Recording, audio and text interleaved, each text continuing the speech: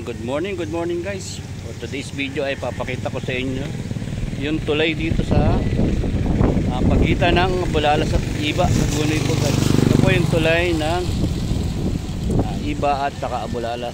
Ito po yung nagsusutong sa dalawang baryo. So ngayon po kaya ako andito para makita nyo yung pasok ng tubig dito sa amin. So guys, ito po yung ito yung bukana ng ilog. Ayan, kung nakikita nyo, tinuturo. Ayan, bukana po ng ilog yan.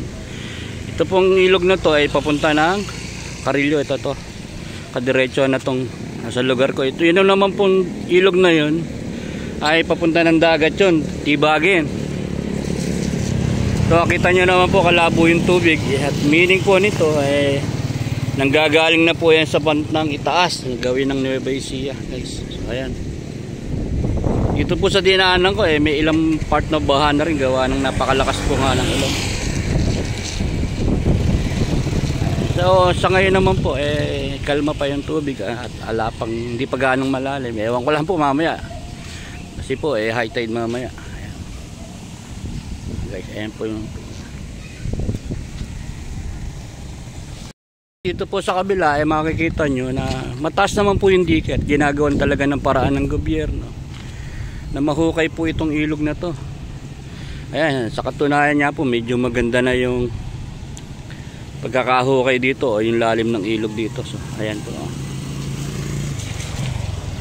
Ako po sadyang na bisikleta lang para makita nyo yung sitwasyon dito sa may gawin ng Hagonoy, dito po sa gawin ng Abulalas. So ayan po guys yung sitwasyon dito ngayon.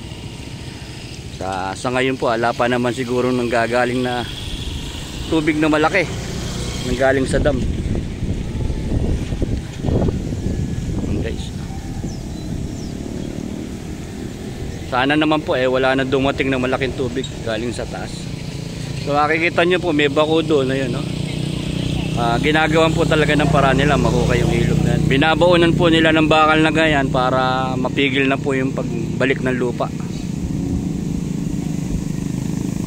So eto guys yung tulay ng Abulalas at Abulalas at Iba po guys.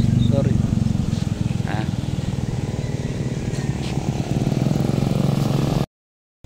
Dito naman guys andito po ako sa may gawin ng school po ng Abulalas. Ayan. So, ayan po yung school ng Abulalas kung saan ako nagtapos ng elementarya. So makikita nyo po dito sa dinadaanan to, ito po yung lumang daan dito kasi meron na pong bagong daan doon sa taas ng dike. So ayos na rin po ang daan. Meron na lang pong mga ilan na dumadaan dito, pero karaniwan po sa dike na. Tingnan nyo naman guys yung sitwasyon, no? Ayan po yung mga palaisdaan, no? Halos naglubugan na kasi po dito nakukulong yung tubig gawa ng high tide po, tapos the same time nasundot pa ng malakas na ulan, kaya ganyan po ang nagiging sitwasyon dito. So guys, ayan makikita nyo. Ayan, matataas na tricycle po halos yung dumadaan dito.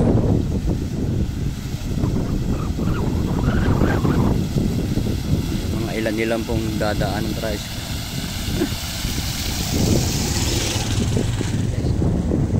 So kanina po dito ako nagdaan, nakabisikleta lang ako. Ayan, mapapansin nyo po yung isa yun, halos hanggang tuhod na po yung tubig to. Medyo may kalayuan lang po. Yan po ang sitwasyon dito sa amin sa Abulalas ngayon.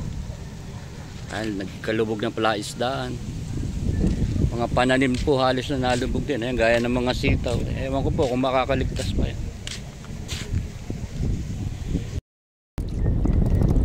So guys, andito naman po ako sa lugar na saan laging dinadaanan to ng mga sipagbike. Ngayon po ayan, nakita nyo lubog.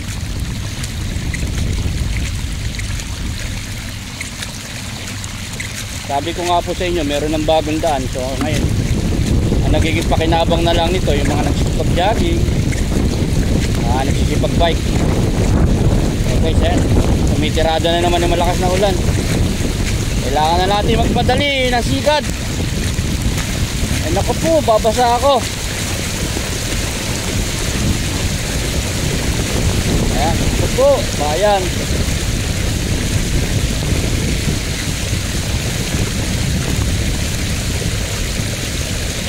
guys.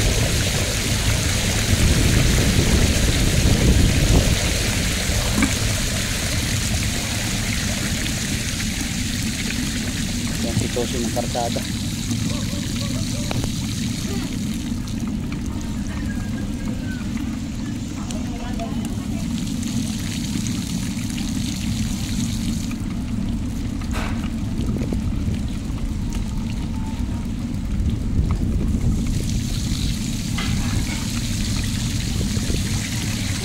May ilan portion po na talagang malubog karsada.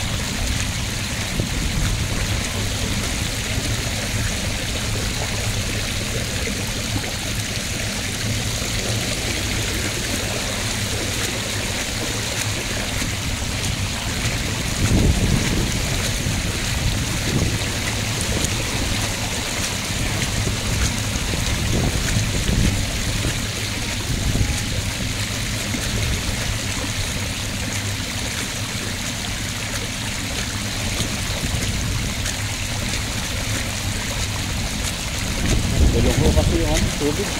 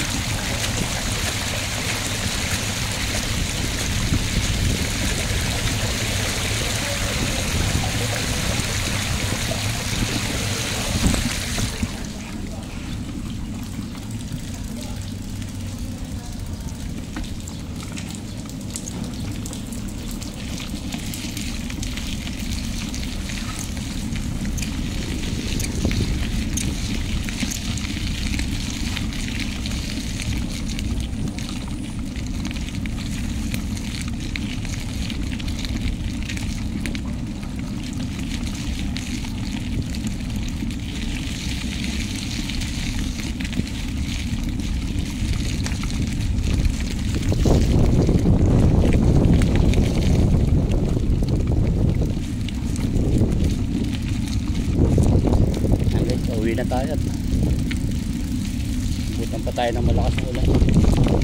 Napakita ko na sa inyo yung sitwasyon po ng ilang karsada rito sa asin talagang lubog.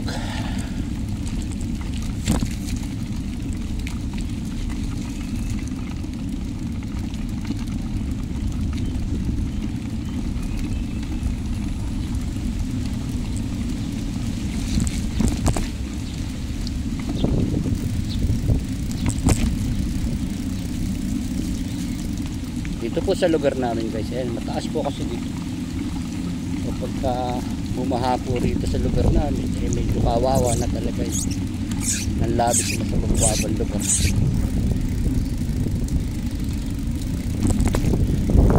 Ano ba yan natin? May pagkain lang? Pabo. Pabo.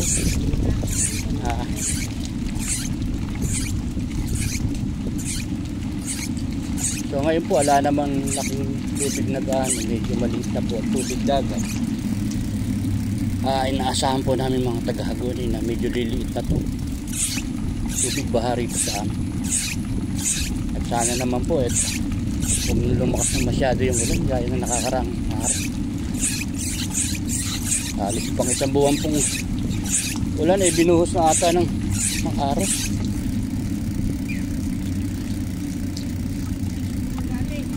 Tinignan ko lang karsada dun kamar niya.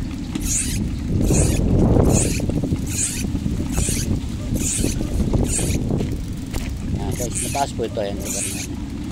Pero din sa tapat ko, medyo lunak na po, medyo mababa. Kaya nagkakaroon din po ng tubig.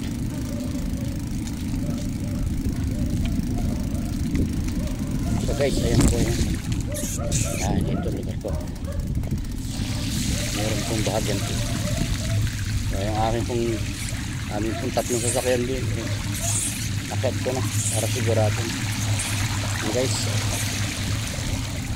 malalim din po yan. Ayan. Subscribe to my channel.